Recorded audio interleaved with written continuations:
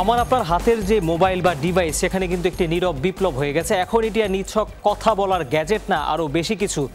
তাই এখন যদি বাড়ি থেকে আপনি ওয়ালেট ছাড়াও বের হয়ে যান তাহলেও নিশ্চিন্তে শপিং করা যাবে। আর এই অসম্ভবকে সম্ভব করেছে মোবাইল ফাইন্যান্সিয়াল সার্ভিস MFS। এর সুবাদে মানুষের অর্থের নিরাপত্তা বেড়েছে, লেনদেন বেড়েছে।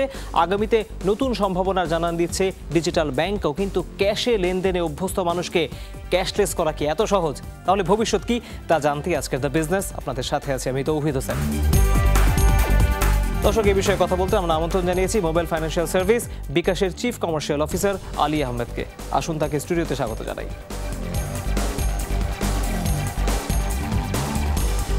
অনেক অনেক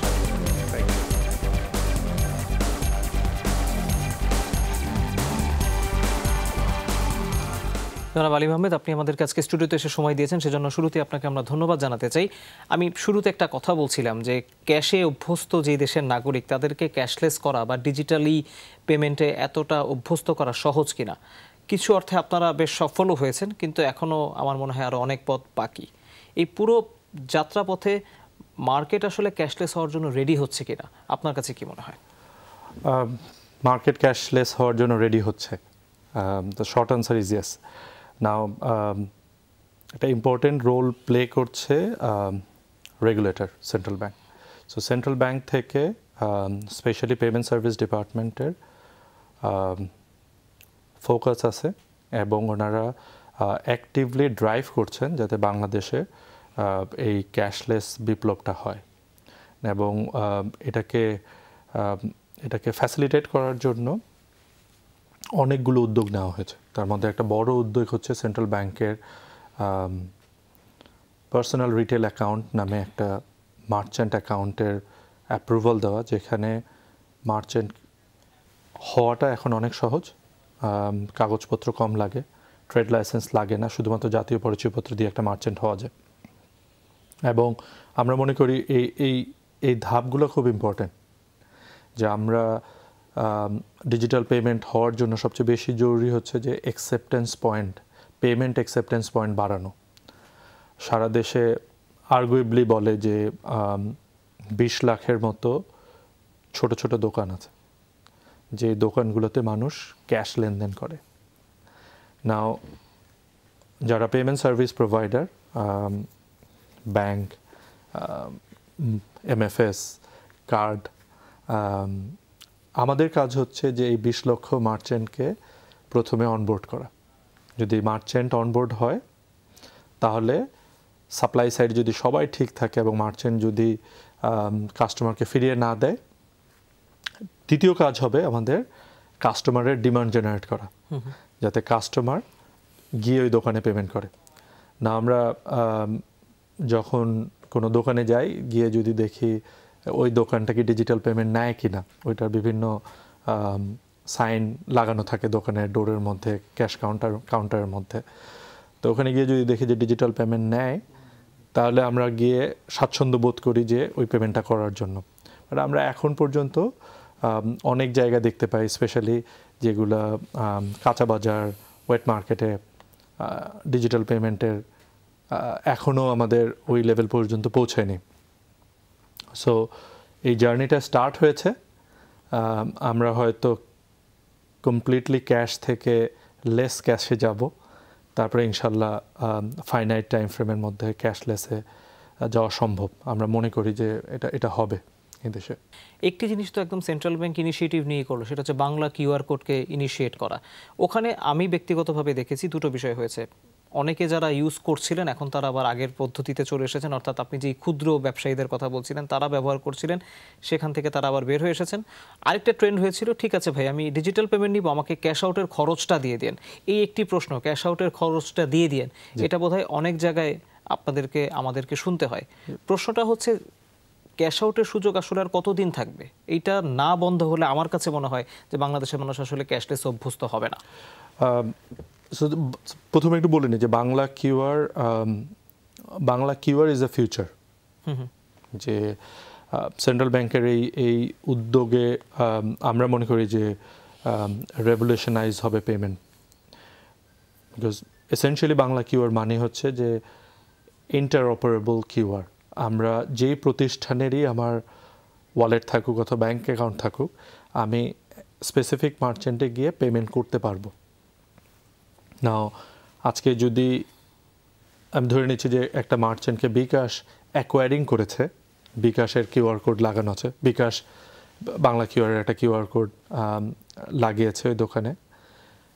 মিউচুয়াল ট্রাস্ট ব্যাংকের কোনো একটা কাস্টমার মিউচুয়াল ট্রাস্ট ব্যাংকের অ্যাপ থেকে ওই দোকানে পেমেন্ট করবে। মার্চেন্ট কাস্টমার ইনস্ট্যান্টলি তার ব্যাংক অ্যাকাউন্ট থেকে টাকাটা কেটে মার্চেন্ট অ্যাকাউন্টে ইনস্ট্যান্টলি টাকাটা চলে আসছে। এই যে অ্যারেঞ্জমেন্ট করাটা, এটা আমার ব্যক্তিগত ধারণা হচ্ছে এটা যুগান্তকারী উদ্যোগ। সো সেন্ট্রাল ব্যাংক ওইটার দ্য ফুল ক্রেডিট সেন্ট্রাল ব্যাংকের, যে ওনারা এই সমস্ত প্রতিষ্ঠানকে এক জায়গায় নিয়ে আসতে পেরেছে এবং এই প্রসেসটাকে সিম্পলিফাই করেছে। Now second leg of Bangla QR হচ্ছে যাতে মার্চেন্ট এটাকে অ্যাকসেপ্ট করে। না, আমরা সেন্ট্রাল ব্যাংকের আরেকটা উদ্যোগ হচ্ছে বাংলা কিউআরের জন্য প্রাইসিংটাকে সহনীয় মাত্রায় রাখা হয়েছে এবং এটাকে একটা স্ট্যান্ডার্ড প্রাইসিং করা হয়েছে সারা দেশের সমস্ত ফাইন্যান্সিয়াল সার্ভিস প্রোভাইডারের জন্য। তো মার্চেন্টের এখন খরচটাও মার্চেন্টের জন্য রিজনেবল খরচের মধ্যে নিয়ে আসা হয়েছে। সো মার্চেন্টের নেওয়ার যথেষ্ট কারণ আছে ডিজিটালি পেমেন্ট নেওয়ার, বাংলা কিউআর পেমেন্ট নেওয়ার। তো ওইটা আমরা মনে করি যে মার্চেন্ট পেমেন্ট বাড়বে, বাংলা কিউআরের মাধ্যমে মার্চেন্ট কিউআর বাড়বে। আমরা নাম্বার ফলো করি সেন্ট্রাল ব্যাংকের, আমরা দেখছি প্রতিদিনই নাম্বার বাড়ছে, নতুন নতুন কাস্টমার আসছে, নতুন নতুন মার্চেন্ট আসছে। না, এটাকে প্রমোশন চালাতে হবে, কাস্টমারের অ্যাওয়ারনেস বাড়াতে হবে, মার্চেন্টের অ্যাওয়ারনেস বাড়াতে হবে। মেবি কিছু ইনসেন্টিভ দিতে হয়, যে আমরা পার্শ্ববর্তী দেশে দেখি মার্চেন্টদেরকে প্রণোদনা দেওয়া হয় সরকারের পক্ষ থেকে, যে ডিজিটালি যখন পেমেন্ট নিচ্ছে মার্চেন্টের একটা ছোট্ট একটা খরচ দিতে হয় এবং সরকার থেকে ওই খরচটা আবার ফেরত দেওয়া হয়, তার একটা পোর্শন সরকার ফেরত দেয় মার্চেন্টকে, সার্ভিস প্রোভাইডারদের দেয় না, মার্চেন্টকে ফেরত দেয়। তো ওরকম উদ্যোগ হয়তো আমাদের দেশেও নিতে হবে আমাদেরকে। সো এটা কি সার্ভিস প্রোভাইডার নিবে না ইকোলজির কোনো একটা পার্টনার নিবে, এইটা আমাদেরকে ফিগার আউট করতে হবে। না, আপনি ক্যাশ আউটের কথা বলছিলেন, আমি আমাদের প্ল্যাটফর্মেরটা জানি যে আমাদের মেজরিটি অফ আমার অ্যাপ কাস্টমার যারা ক্যাশ আউট করে না। ট্রু। হ্যাঁ, সো ওনারা ফিগার আউট করেছেন যে সে ফর এক্সাম্পল আমাদের ক্যাশ ইন করাটা ফ্রি, আমাদের বিদ্যুৎ বিল ইউটিলিটি বিল পেমেন্ট করা যায় ফ্রি, আমাদের মোবাইল রিচার্জ করা যায় ফ্রি। না, কাস্টমার আসলে যখন এজেন্ট পয়েন্টে গিয়ে টাকাটা বের করতে যায় তখন একটা খরচ দিতে হয়, এবং খরচটাও আমরা ধীরে ধীরে কমিয়ে আনার চেষ্টা করছি। যে বিকজ এই যে খরচটা কাস্টমার পে করে তার একটা মেজরিটি পোর্শন চলে যায় ওই এজেন্টকে দিতে হয় যিনি এই সেবাটা প্রদান করেন। আমরা জানি যে একটা ইউনিয়ন পর্যায়ে ফাইন্যান্সিয়াল সার্ভিস প্রোভাইড করাটা is little expensive in a sense যে কোনো একটা জেলা শহর থেকে ক্যাশ ক্যারি করে নিয়ে ওই দোকানে পৌঁছে দিতে হয় এবং এটা পৌঁছে দেওয়ার প্রক্রিয়াটা ঝুঁকিপূর্ণ। সো এই ঝুঁকিটা প্রাইসিংয়ের মধ্যে অ্যাডজাস্ট করতে হয়, যে যিনি সেবাটা প্রদান করছেন ওনার জন্য যেন এনাফ ইনসেন্টিভ থাকে যাতে সেবাটা দেয়। সো লজিস্টিক কিছু ঝামেলা আছে, হাই স্পিড ইন্টারনেট নাই অনেক জায়গায়, ব্যাংক কাভারেজ নাই, সিকিউরিটিজের কিছু ক্যাশ ক্যারিং কিছু রিস্ক থাকে। তো এটাকে ফ্যাক্টরিং করে ইনিশিয়ালি একটা প্রাইস ছিল, আমরা যেটাকে কমিয়ে আনার চেষ্টা করছি। আমি মনে করি যে কমিয়ে আনার এই চেষ্টা অব্যাহত থাকবে। আমরা এনভিসাইজ করি যে এটা এক সময় আরও সহনীয় মাত্রায় নিয়ে আসা হবে। বাট ফিউচার হচ্ছে পেমেন্ট, যেখানে কাস্টমারের কোনো খরচ হবে না। সো আমরা এখন আমাদের অর্গানাইজেশনে আমরা সিগনিফিক্যান্ট অ্যামাউন্টের এনার্জি রিসোর্স ক্যাপাসিটি বিল্ড করছি যাতে গ্রাহককে পেমেন্টের দিকে নেভিগেট করতে পারি। সো এটা হোক মার্চেন্ট অ্যাকোয়ারিং করে, যে অনেক বেশি মার্চেন্ট আপনি অ্যাকসেপ্টেন্স পয়েন্ট অনেক বেশি, ওইটা বিল করা, অর গ্রাহককে প্রণোদনা দেওয়া, সো আপনি দেখবেন যে আমাদের সারা বছরই ক্যাশব্যাক, পেমেন্টের জন্য ক্যাশব্যাক থাকে, আমরা ডিসকাউন্ট দেই, কুপনস দেই। ওই প্রক্রিয়াটাও আই থিঙ্ক চলমান থাকবে। নিঃসন্দেহে। আমরা একটি বিরতি নিব, বিরতির পর ফিরে এসে আমরা বাংলাদেশে যে ডিজিটাল ব্যাংকের একটা এনভায়রনমেন্ট তৈরি হচ্ছে সেটি নিয়ে আমরা একটু কথা বলবো। দর্শক, একটি বিরতির পর বিকাশের চিফ কমার্শিয়াল অফিসারের সাথে আরও আলোচনা হবে। দ্রুত ফিরবো, আমাদের সাথেই থাকুন।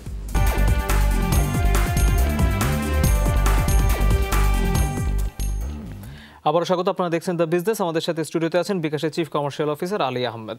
আমরা বলছিলাম যে ডিজিটাল ব্যাংকের এক ধরনের আলোচনা তৈরি হয়েছে, এনভায়রনমেন্ট তৈরি হয়েছে। আমার প্রশ্ন দুটি, মানুষ জানতে চায় যে বিকাশ আর কি দেবে বা মোবাইল ফাইন্যান্সিয়াল সার্ভিস আর কি দেবে, এক। দ্বিতীয়ত হচ্ছে যখন ডিজিটাল ব্যাংক নিয়ে আলোচনা শুরু হয়, আমি জানতে চাই how do you plan to act or survive in that particular environment, considering the fact এখন ন্যানো লোন, সেভিংস, রেমিটেন্স, আরও অনেক ধরনের শব্দ বা জার্গন আপনাদের বিজনেসের সাথে তখন যুক্ত হয়ে যাবে। কিভাবে আসলে ভবিষ্যৎটাকে দেখছেন? আমরা যেটা বলি যে ফাইন্যান্সিয়াল সার্ভিস অ্যাপের মাধ্যমে করা, এই প্রক্রিয়াটাকেই পপুলারলি ডিজিটাল ব্যাংকিং বলা হয়। না, আমরা সেন্ট্রাল ব্যাংকের যেই নির্দেশনায় আমরা যেভাবে অপারেট করি, আমরা ব্যাংকিং সার্ভিসকে মার্কেট প্লেস হিসেবে আমাদের কাস্টমারের জন্য প্লেস করছি। সো ধারণাটা দেওয়ার জন্য যে দুইটা পপুলার সার্ভিস অফার করা হয়, একটা হচ্ছে ডিপোজিট কালেকশন আর একটা হচ্ছে লোন। সো আমরা যে ডিপোজিট কালেকশনেরটা বলি যে আমাদের 5টা ব্যাংকের সাথে একটা নন ব্যাংক ফাইন্যান্সিয়াল ইনস্টিটিউশনের সাথে পার্টনারশিপের মাধ্যমে আমরা সেভিংস প্রোডাক্ট বিকাশ কাস্টমারকে অফার করি। সো আজকে বিকাশ কাস্টমার তার অ্যাপ থেকে চুজ করতে পারে যে আমি এক্সাম্পল কি ফ্রিকোয়েন্সিতে টাকা জমা রাখবো, কত টাকা জমা রাখবো, এবং জমা রাখলে বিকাশের যে পার্টনার ব্যাংক আছে এই ব্যাংক কে কত টাকার মুনাফা দিবে, এবং ওনাকে এই দ্য মার্কেট প্লেসের যে ধারণা যে ওনাকে অপশনস দেওয়া হচ্ছে, মাল্টিপল অপশন, যে উনি যাতে চুজ করতে পারে যে আমি কোন প্রতিষ্ঠানটাতে আমার সঞ্চয়ের টাকাটা রাখতে চাই। সো এবং আমাদের এখানে ইসলামিক ব্যাংকিং সার্ভিসও আছে।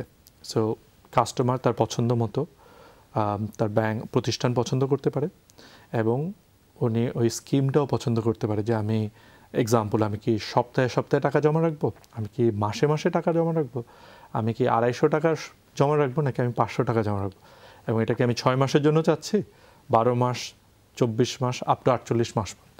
সো কাস্টমার, আমরা মনে করি যে কাস্টমারকে ওই ফ্লেক্সিবিলিটি দেওয়া হচ্ছে যে কাস্টমার তার অ্যাপেটাইট অনুযায়ী উনি জমা রাখতে পারেন, এবং শুধু জমা না, এক্সেস করতে পারছেন তার ব্যাংক অ্যাকাউন্টে।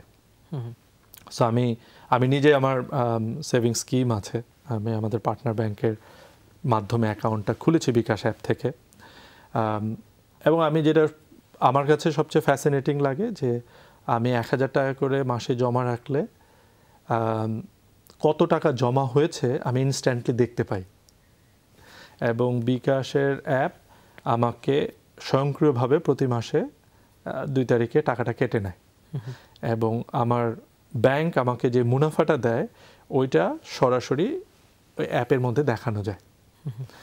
এবং বিকাশ অ্যাপ থেকে যখন আমার এই মেয়াদ উত্তীর্ণ হয়ে যাবে এই ডিপিএসের, তখন আমি এখান থেকেই টাকাটা ভাঙাতে পারবো। এবং ভাঙানো, ধরেন আমি 1000 টাকা করে 1 বছর রাখলাম, 12,000 টাকা হয়। 12,000 টাকায় ব্যাংক আবার কিছু মুনাফা যোগ করে, এক্সাম্পল হচ্ছে 12,300 টাকা হলো।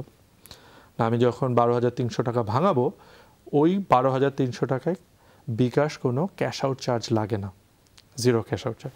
সো আমরা দেশের সাধারণ মানুষ এবং প্রান্তিক মানুষকে ব্যাংকিং সার্ভিসে আনার জন্য যেই ধরনের প্রোডাক্ট ডিজাইন করা দরকার, ব্যাংক পার্টনারদের সাথে কথা বলে ওরকম প্রোডাক্ট ডিজাইন করছে, এবং এটা ছোট ছোট ডিনোমিনেশনে নিয়ে আসা হয়েছে। এটা এত ছোট যে 250 টাকা পর্যন্ত আছে, 6 মাসের জন্য স্কিম আছে, উইকলি স্কিম করা আছে, যাতে করে যারা হাউস হোল্ডে উইমেন কাস্টমার আছে ওনারা যেন মোবাইলের মাধ্যমে টাকাটা জমাতে পারে। নাও টাকা জমাতে পারাটাকে আমরা ডেমোক্রেটাইজ করতে চাই, সারা দেশে ছড়িয়ে দিতে চাই। বিকাশের মাধ্যমে 19 লক্ষ ডিপিএস খোলা হয়েছে, আমরা মনে করি এই 19 লক্ষকে কয়েক কোটি বানানো সম্ভব। এবং এই ডিজিটাল ব্যাংকিং সেবা, এইটাই ডিজিটাল ব্যাংকিং সেবা। Now the second leg of digital banking সেবা হচ্ছে লোন দেওয়া। তা আমরা আমাদের পার্টনার ব্যাংক DCT ব্যাংকের সহযোগিতায় ডিজিটাল লোন সেবাটাও সেন্ট্রাল ব্যাংকের অনুমোদন নিয়ে চালু করেছে, যেখানে আমাদের পার্টনার ব্যাংক কাস্টমারের KYC এবং তার বিকাশের লেনদেনের ভিত্তিতে কাস্টমারদের একটা ক্রেডিট রেটিং করে। ওকে, আমার মনে একটা প্রশ্ন আসছে, এই প্রশ্নটা আমি জুড়ে যেতে চাই এই প্রসঙ্গে। সেটা হচ্ছে যে অনেকে বলেন যে বাংলাদেশের প্রান্তিক মানুষের একটা বড় অংশ এখনো কোনো ব্যাংকিংয়ের আওতায় আসেনি, প্রাতিষ্ঠানিক কোনো ব্যাংকের সেবা তারা নেন না, কিন্তু তাদেরই আবার অনেকের মোবাইল ফাইন্যান্সিয়াল সার্ভিস বা বিকাশেরই অ্যাকাউন্ট আছে, আমি ধরে নিচ্ছি। অনেকে বলে যে ডিজিটাল ব্যাংকিং সিস্টেমটা যখন পুরোপুরি চালু হয়ে যাবে তখন এই আনব্যাংকড অডিয়েন্সটা বা ক্লায়েন্টটাও ব্যাংকের ফর্মাল ক্লায়েন্টের আওতায় চলে আসবে। তাহলে আপনাদের যেই ছোট ছোট এরকম কাস্টমাইজ যে স্কিমগুলো আসলে এদেরকে ব্যাংকিং সিস্টেমের ভেতরে আনার ক্ষেত্রে প্রণোদনা দিচ্ছে কিনা, এক। দ্বিতীয়ত আরেকটি প্রশ্নের উত্তর এখন মানুষ করে, সেটা হচ্ছে ওকে ডিজিটাল ব্যাংক থেকে বা আপনাদের সার্ভিসের থ্রুতে তারা লোন পেলো, কেউ যদি ফেরত না দেয় কি করবেন আপনারা? ব্যাংক তো অনেক স্ট্রং ইনিশিয়েটিভ নিতে পারে, MFS কি করবে? ওকে, সো আমি আগে প্রথম প্রশ্নের আনসারটা দিয়ে নিই। আমরা যেই 19 লক্ষ DPS অ্যাকাউন্ট খুলেছি বিকাশের মাধ্যমে, যেটা ইনিশিয়েটেড হয়েছে, এই 19 লক্ষ অ্যাকাউন্ট ব্যাংকিং সিস্টেমে ব্যাংক তার সিস্টেমে এটাকে কাস্টমার হিসেবে রেজিস্টার করেছে। তার মানে বিকাশ সিস্টেম থেকে জেনারেট হওয়া লিড 19 লক্ষ ব্যাংক অ্যাকাউন্টে কনভার্ট হয়ে গেছে অলরেডি। ওকে, না আমরা এর মধ্যে কতজন আছে যাদের আগেই ব্যাংক অ্যাকাউন্ট ছিল এটা আমার জানা নেই, সো এটা একটু চেক করে দেখতে হবে। বা আমাদের ধারণা যে তার মেজরিটি হবে যাদের ব্যাংক অ্যাকাউন্ট আগে ছিল না। সো একটা প্রক্রিয়া শুরু হয়েছে যে ব্যাংকিং সিস্টেমের মধ্যে কিভাবে প্রান্তিক জনগোষ্ঠীকে আনা যায়। আমরা অনেক স্যাটিসফাইড যে ব্যাংকরা ইনস্ট্যান্টলি অ্যাকাউন্ট খুলছে। আগে কাস্টমারকে ফিজিক্যালি একটা ব্রাঞ্চে যেতে হতো, অনেক কাগজপত্র জমা দিতে হতো, ভেরিফাই হতো, অ্যাকাউন্ট খুলতো। এখন একটা কাস্টমার এক্সাম্পল ব্র্যাক ব্যাংকের সেভিংস অ্যাকাউন্ট খুলবে বিকাশ অ্যাপ থেকে, ওটা 1 মিনিটের হয়ে যাচ্ছে। না, ব্যাংকরাও এগিয়ে আসছে যে আমরা ব্যাংকিং সেবাটা গরিব লোকজনের জন্য, সাধারণ মানুষের জন্য অ্যাক্সেসেবল করব, সহজ করব এবং অ্যাট্রাকটিভ করব। সো প্রক্রিয়াটা শুরু হয়েছে, এই জার্নি কন্টিনিউ করতে হবে এবং আমাদের আসলে বিভিন্ন সেগমেন্টে দেখতে হবে যে আমরা প্রতিনিধিত্ব আছে কিনা। আমরা কি for example small medium enterprise যারা আছে ওনাদেরকে ডিজিটালি লেনদেন ব্যাংক অ্যাকাউন্ট খোলার জন্য রাইট প্রোডাক্ট ডিজাইন করেছে কিনা। যদি করি তাহলে কি আমরা এই অ্যাওয়ারনেস জেনারেট করেছে কিনা, ওনারা জানে কিনা যে এরকম একটা প্রোডাক্ট আছে। আমরা সবাই মিলে যদি চেষ্টা করি ব্যাংকিং, যারা দ্য ব্যাংক এবং আমরা মিলে যদি চেষ্টা করি, আমার বিশ্বাস যে মেজরিটি অফ দ্য আনব্যাংককে ব্যাংকিং সার্ভিসে আনা সম্ভব। না, দ্বিতীয় প্রশ্ন ছিল যে টাকা ফেরত না দিলে কি হবে?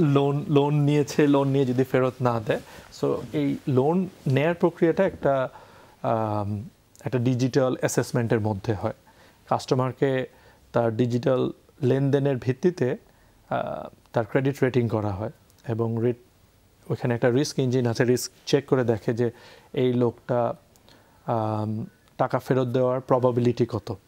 আর্টিফিশিয়াল ইন্টেলিজেন্সের মাধ্যমে মেশিন এটা ডিটেক্ট করে।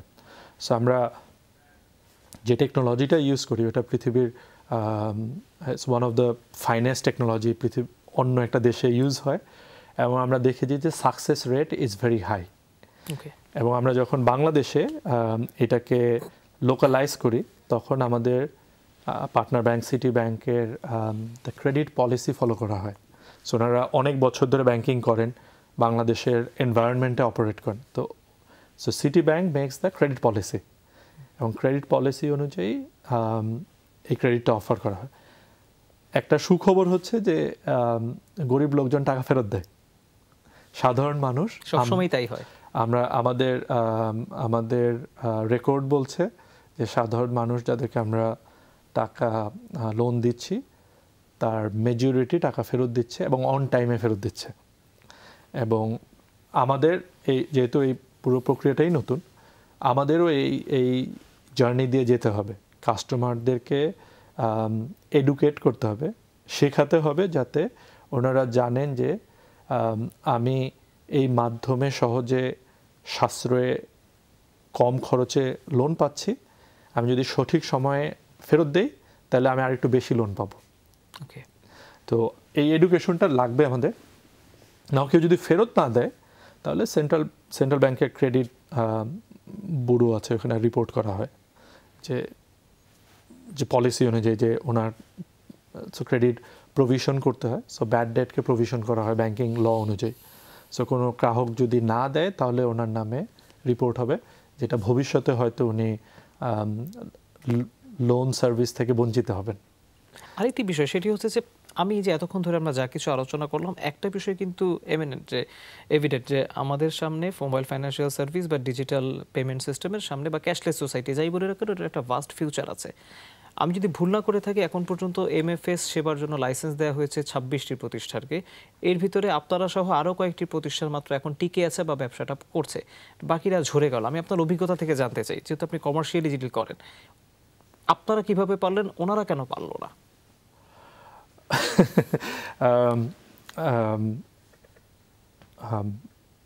একটা এনি সাকসেসফুল বিজনেস রান করার জন্য রিসোর্স দরকার হয়। অ্যান্ড দেন রিসোর্স হচ্ছে ফাইন্যান্সিয়াল রিসোর্স, যে আপনি এনাফ ক্যাপিটাল ইনজেক্ট করা হয় কি না।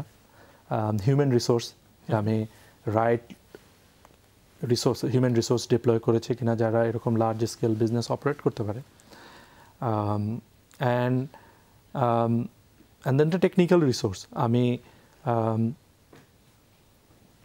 এখন আমরা যেটা জানি যে আমরা দিনে 14 মিলিয়ন ফাইন্যান্সিয়াল ট্রানজ্যাকশন প্রসেস করি, সাকসেসফুল ফাইন্যান্সিয়াল ট্রানজ্যাকশন প্রসেস করি। নাও এই 14 মিলিয়ন 1,40,00,000 ট্রানজ্যাকশন প্রসেস করার টেকনিক্যাল ক্যাপাসিটি বিল্ড করা। সো প্রথম আনসার হচ্ছে যে ওরকম যারা অর্গানাইজেশন, ওনারা যদি রাইট ক্যাপিটাল ইনজেক্ট না করে তাহলে হয়তো রাইট টেকনোলজিটা বিল্ড করা সম্ভব হয় না। না, ওইটা একটা বড় barrier. And then right resources, যারা ম্যাস মার্কেটে অপারেট করার অভিজ্ঞতা লাগে, যে আপনি গ্রামের প্রান্তিক লোককে সেবা দিতে যাচ্ছেন, কি সেবা দিতে যাচ্ছেন, ওই প্রোডাক্ট ডিজাইন করা, যে এই সেবাটা কি প্রান্তিক জনগণের জন্য অ্যাপ্রোপ্রিয়েট কিনা, এটার প্রাইস এমনভাবে ফিক্স করা যে ওনারা এই প্রাইস দিতে রাজি কিনা। অ্যান্ড দেন ওটা ডিস্ট্রিবিউশন এমন হচ্ছে যে আমি আমার বাসার সামনে গেলেই পাবো না, এই কম্বিনেশন। অ্যান্ড দেন অফকোর্স ওই ব্র্যান্ড দ্বারা করানো মার্কেটিং এফোর্ট, যে কাস্টমার চিনে এই ব্র্যান্ডটাকে। ওই ব্র্যান্ডটাকে চেনাতে হলে আপনাকে ইনভেস্ট করতে হয়, মার্কেটিং এফোর্ট নিতে হয়, যাতে কাস্টমার জানতে পারে যে আমি এখানেই লেনদেন করতে চাই। অ্যান্ড ওভারঅল হচ্ছে একটা ট্রাস্ট, একটা বিশ্বাস মানুষকে বিল্ড করতে হয় যে আমার টাকাটা নিরাপদ আছে, আমি যে প্রতিষ্ঠানে টাকা রাখতে চাই ওটা নিরাপদ আছে। সো আমরা অনেকগুলো এফোর্ট, ইউ আর রাইট, যে অনেকগুলো এফোর্ট আমরা দেখেছি, বাট সিনসিয়ারলি যে প্রতিষ্ঠানগুলো ড্রাইভ করেছে ওনারাই টিকে আছে এখনও। ওকে, আমরা এই মুহূর্তে আরেকটি বিরতি নিব। বিরতির পর ফিরে এসে আমরা আপনাকে 10টা র্যাপিড ফায়ার প্রশ্ন করব, ইয়াং জেনারেশনের কাছ থেকে আসা। দর্শক, একটি বিরতির পর খুব দ্রুত ফিরবো, আমাদের সাথেই থাকুন। দর্শক, আবারও স্বাগত। আপনারা দেখছেন দ্য বিজনেস। আমাদের সাথে স্টুডিওতে আছেন বিকাশের chief commercial officer Ali Ahmed. আমরা বলেছিলাম র্যাপিড ফায়ার প্রশ্ন করবো। আমরা সবাইকে এটা করি, আমাদের ইয়াং অডিয়েন্স যারা আছে তারা যারা আপনার কাছ থেকে কিছু প্রশ্নের উত্তর জানতে চায় তারা মূলত এই প্রশ্নগুলো আমাদেরকে পাঠায়। শুরু করছি আমি প্রথম প্রশ্ন। তারা জানতে চায় যে বিকাশের চিফ কমার্শিয়াল অফিসার নিজে বিকাশ দিয়ে কোন প্রোডাক্ট সবচেয়ে বেশি কেনে? পেমেন্ট করি, পেমেন্ট করা হয়, মার্চেন্ট পেমেন্ট প্রচুর করা হয় আপনার? প্রচুর করা হয়, এবং চেষ্টা করা হয় যে বেশিরভাগ পেমেন্টটাই ডিজিটালি করার। ওকে, পরের প্রশ্নে যেতে চাই। বাংলাদেশে ক্যাশলেস হওয়ার সবচেয়ে বড় চ্যালেঞ্জ কোনটা, প্রযুক্তি, পলিসি নাকি মাইন্ডসেট? Customer education. সো আমাদের কাস্টমারকে কনভিন্স করতে হবে যে ডিজিটালি পেমেন্ট করা স্বচ্ছ, দ্রুত এবং নিরাপদ। ওকে, থার্ড প্রশ্ন, বাংলাদেশের এমএফএস সার্ভিসের, মোবাইল ফাইন্যান্সিয়াল সার্ভিসের সবচেয়ে বড় ফ্যাক্টর আগামীতে কোনটি হবে? সিকিউরিটি, খরচ নাকি জবাবদিহিতা? কাস্টমারের ট্রাস্ট সবচেয়ে জরুরি, অ্যান্ড দেন কত বেশি সেবা একটা প্ল্যাটফর্ম থেকে পাওয়া যায়। আমি মাল্টিপল প্ল্যাটফর্মে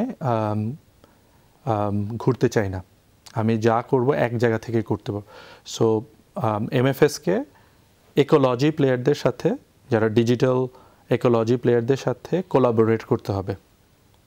ওকে, চতুর্থ প্রশ্ন, তারা জানতে চায় আপনার ম্যানেজমেন্ট স্কিলকে যদি এক ওয়ার্ডে ডিফাইন করতে হয় আপনি কোন ওয়ার্ডটা বেছে নেবেন? Customer focused. কাস্টমার ফোকাসড, ওকে। এটা আপনার কলিগরাও হয়তো জানতে চায়, আমিও জেনে নিলাম। পঞ্চম প্রশ্ন, মোবাইল ফাইন্যান্সিয়াল সার্ভিসে আসতে হলে আগামীতে এমপ্লয়ীদের কোন হিউম্যান নলেজ অবশ্যই থাকতে হবে? Empathy for customers.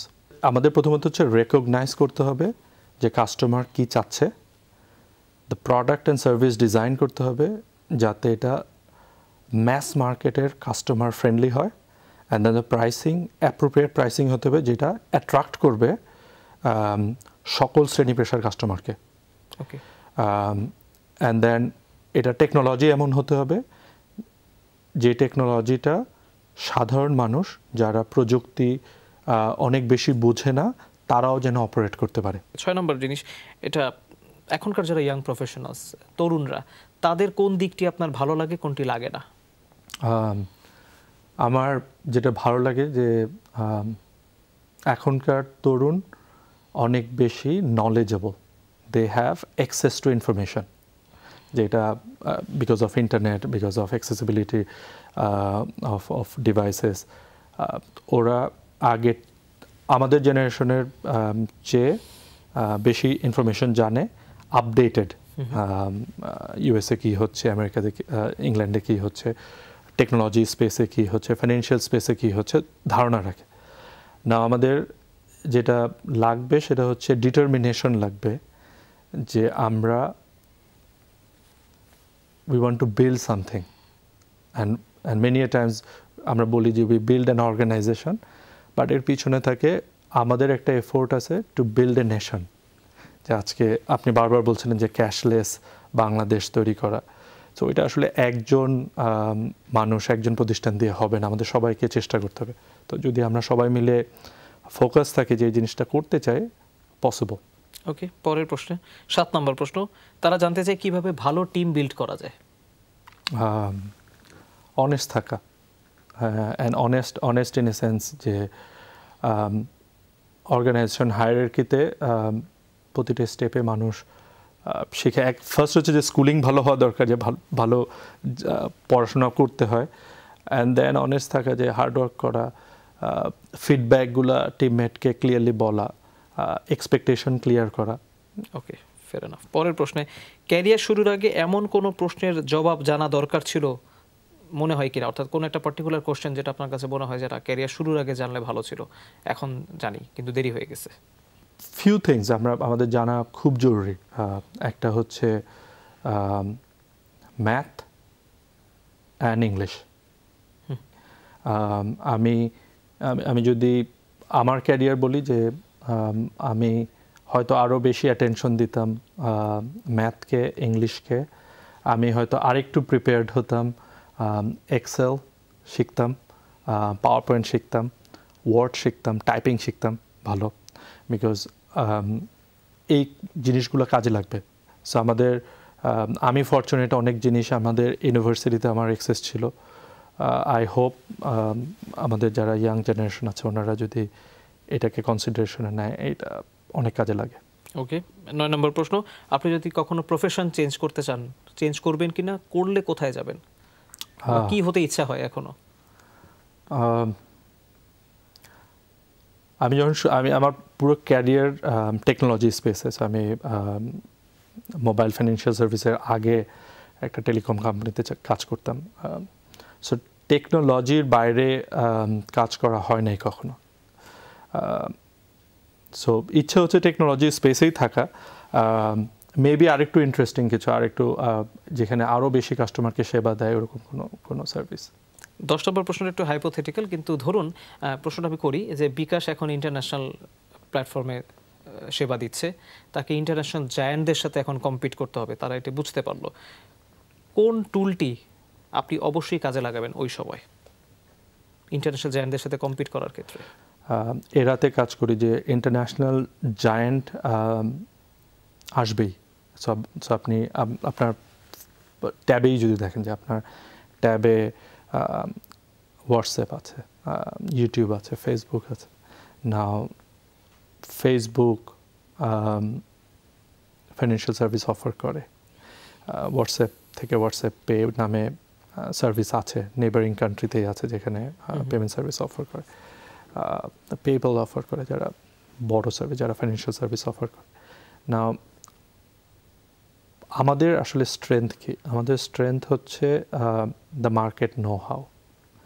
আমরা অনেক বছর ধরে এই দেশে অপারেট করে এই দেশের কাস্টমার কি চায় ওইটা জানি, অ্যান্ড দেন আমরা ওই প্রোডাক্ট সার্ভিস ডিজাইন করা আছে যেটা এই দেশের মানুষের জন্য অ্যাপ্রোপ্রিয়েট।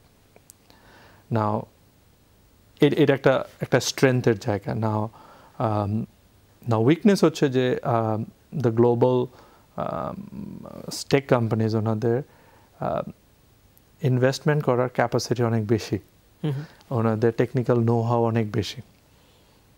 বা পৃথিবীতে অসংখ্য এক্সাম্পল আছে যেখানে গ্লোবাল জায়ান্টরা ওই স্পেসিফিক দেশে অপারেট করতে পারেনি। রাইড শেয়ারিং কোম্পানির অসংখ্য এক্সাম্পল আছে যেখানে সে গ্লোবাল জায়ান্টরা ওই মার্কেট থেকে এক্সিট নিতে হয়েছে, বিকজ লোকাল প্লেয়ারটা এত স্ট্রং যে এসে মার্কেট ক্যাপচার করতে পারেনি। সো একদিকে কি হয় যে আমাদের নিজেদেরকে ইমপ্রুভ করতে হয় অন এ ডেইলি বেসিস, যাতে এরকম গ্লোবাল স্পেসে কম্পিট করতে পারে। অ্যান্ড গ্রাহককে কত বেশি আপনি স্যাটিসফাই রাখা যায় নতুন সেবা দিয়ে এবং সেবা ইমপ্রুভ করে, সেটা আপনারা মাথায় রাখবেন। এটা মাথায় রাখবো। জি, ওকে, আমরা র্যাপিড ফায়ার অংশটি শেষ করলাম। আমরা একেবারে অনুষ্ঠানের খুব শেষ পর্যায়ে আছি। দুটি প্রশ্ন করতে চাই। একটি প্রশ্ন করতে চাই, যারা ইয়াং প্রফেশনাল তারা জানতে চায়, তারা তো ক্যারিয়ারের জন্য রেডি হয়, ওয়ার্কফোর্সে আসার জন্য রেডি হয়, কেউ স্টার্ট আপ করে, কেউ চাকরিতে যায়। তারা জানতে চায় যে এখনকার ওয়ার্কফোর্সকে আপনি কতটা এফিশিয়েন্ট মনে করেন, বা আপনারা যাদেরকে রিক্রুট করছেন তাদেরকে এখন এসে আপনার কতটা প্রিপেয়ার্ড মনে হয়? অনেক প্রিপেয়ার্ড। সো আমি 10 বছর 15 বছর আগের সাথে যদি কম্পেয়ার করি, ভেরি গুড রিসোর্স।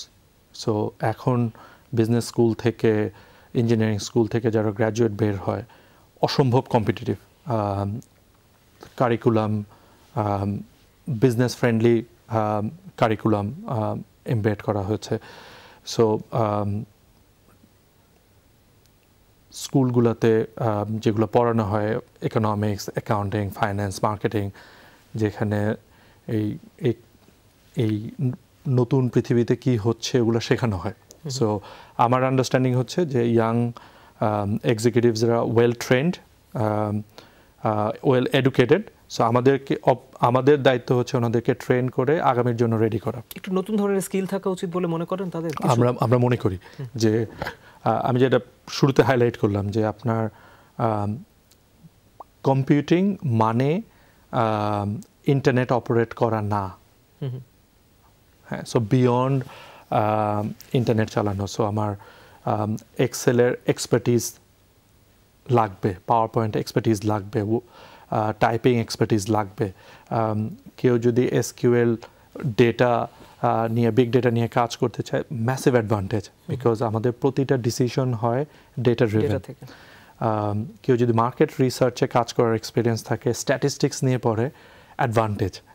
কেউ যদি ম্যাথসে ভালো থাকে, অ্যাডভান্টেজ, বিকজ ওনার এবিলিটি থাকে নাম্বার বোঝার। কেউ যদি সে ফর এক্সাম্পল জিম্যাট প্রিপেয়ার করে, ওনার এবিলিটি থাকে ডিসিশন মেকিংটা রাইট নেয়ার, বিকজ আমাদের এনভায়রনমেন্ট এত, টেকনোলজি স্পেসে এত দ্রুত ইভলভ হয় যে আপনাকে অল্প সময়ের মধ্যে সঠিক সিদ্ধান্ত নিতে হয়। সো যদি ট্রেন্ড হয় ওনারা, আমাদের এক্সপিরিয়েন্স হচ্ছে ওনারা ভালো করে ওয়ার্কফোর্সে এসে।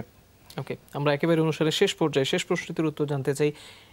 ঠিক 10 বছর পরে বাংলাদেশের মোবাইল সার্ভিস ইন্ডাস্ট্রিকে আপনি বা মোবাইল ফাইন্যান্সিয়াল সার্ভিস ইন্ডাস্ট্রিকে আপনি কোথায় দেখেন? 10 বছর পরে আমার মনে হয় যে পেমেন্ট অনেক বড় হবে। আমরা যেসব গ্রোসারি কিনি আজকে, ফার্মেসি থেকে কিনি, বেকারি থেকে কিনি, তার মেজর অফ দ্য পেমেন্ট আমার ধারণা হবে ডিজিটালি। লোকজন ক্যাশের ব্যবহার কমতে থাকবে, ক্যাশ আউট আস্তে আস্তে কমিয়ে দিবে। ক্যাশ আউট যা প্রয়োজন, যেই কাজটা ক্যাশ ছাড়া হয় না, শুধুমাত্র ওই অ্যামাউন্টটা ক্যাশে হবে। এবং আমার ধারণা আমরা অনেক সেবা পাবো মোবাইলের মাধ্যমে, যে সেবাগুলো এখন ফিজিক্যাল লোকেশনে গিয়ে করতে হয়। একটা এক্সাম্পল দিই, যে ইউটিলিটি বিল পেমেন্ট গত 50 বছর মানুষ ব্যাংকে গিয়ে করতো। একটা বিল নিয়ে ব্যাংকে যেত, সিল মারতো, বাসায় এসে ফাইলে রাখতো। এখন মাসে 2.5 কোটি বিল বিভিন্ন ডিজিটাল প্ল্যাটফর্মের মাধ্যমে হয়। সো একটা জেনারেশন হয়তো শিখছে যে এই ইউটিলিটি বিল পেমেন্টের জন্য ব্যাংকে যেতে হয় না। সো পেমেন্ট যে কখনো ক্যাশে হতো, এটা হয়তো 10 বছর পরে হিস্ট্রি বুকে চলে যাবে। আমরা তেমনটি আশা করি যে বাংলাদেশের যতটা ক্যাশলেস হওয়ার সামনে সুযোগ আছে, সেই সুযোগটা হয়তো বাংলাদেশের সবাই সামনে কাজে লাগাবে। জনাব আলী আহমেদ, আপনি আমাদের কাছে স্টুডিওতে এসে সময় দিয়েছেন, সেজন্য আপনাকে আবারও ধন্যবাদ। Thank you the business team এবং যমুনা টিভিকে আমাদেরকে ইনভাইট করার জন্য। দর্শক, একটি বিষয় এভিডেন্ট, এখনও আমরা ছোট ছোট অনেক ট্রানজ্যাকশন মোবাইল ফাইন্যান্সিয়াল সার্ভিসের মাধ্যমে বলছি, কিন্তু এখনও হয়তো রিক্সা ভাড়া দেওয়াটা, কোনো একটা ছোট্ট স্ট্রিট ফুড কোনো একটা কিন্তু কিনতে গেলে সেখানে হয়তো পেমেন্টগুলো এখন আমাদেরকে ক্যাশে করতে হচ্ছে। কিন্তু এই ছোট ছোট ট্রানজ্যাকশনগুলোই যে আগামীতে আসলে বড় ট্রানজ্যাকশনের রূপ নিতে পারে, এবং সেজন্য যে আসলে এই মোবাইল ফাইন্যান্স সার্ভিস প্রোভাইডাররা প্রিপেয়ার্ড হচ্ছেন, সেটি কিন্তু এভিডেন্ট। এবং হয়তো সামনে আগামীতে বড় বড় পেমেন্টের ক্ষেত্রে আসলে এই ডিজিটাল পেমেন্টের যে প্ল্যাটফর্মগুলো, সেগুলো কাজে চলে আসবে। একটি বিষয়ে আমরা জানি, সবাই হয়তো সবার মাথাতে এটি থাকে, তাদের মাথাতে এটি থাকে যে এক ধরনের সিকিউরিটি বা প্রাইভেসি নিয়ে কনসার্ন থাকে। আমরা আশা করি যে আগামীতে এই কনসার্নগুলো নিয়ে সামনে আরও বেশি স্যাটিসফ্যাকশন আমাদের ভেতরে আসবে অ্যাজ এ ক্লায়েন্ট, এবং এই জটিলতাগুলো এড়িয়ে, প্রতারণার জটিলতাগুলো এড়িয়ে, হ্যাকের জটিলতাগুলো এড়িয়ে বাংলাদেশের ডিজিটাল পেমেন্ট সিস্টেম, সেটি আগামীতে বাংলাদেশের যে পেমেন্টের একমাত্র মূল যে ক্ষেত্র বা মূল প্ল্যাটফর্ম, সেটি তারা তৈরি করবে। এবং সেজন্য পলিসি মেকারদের যে ধরনের ডিসিশন এবং সাপোর্ট দেওয়া দরকার, সেগুলো তারা দেবেন। এতক্ষণ ধরে যারা আয়োজন দেখেছেন, তাদের সবাইকে অনেক ধন্যবাদ। সবাই অনেক ভালো থাকবেন।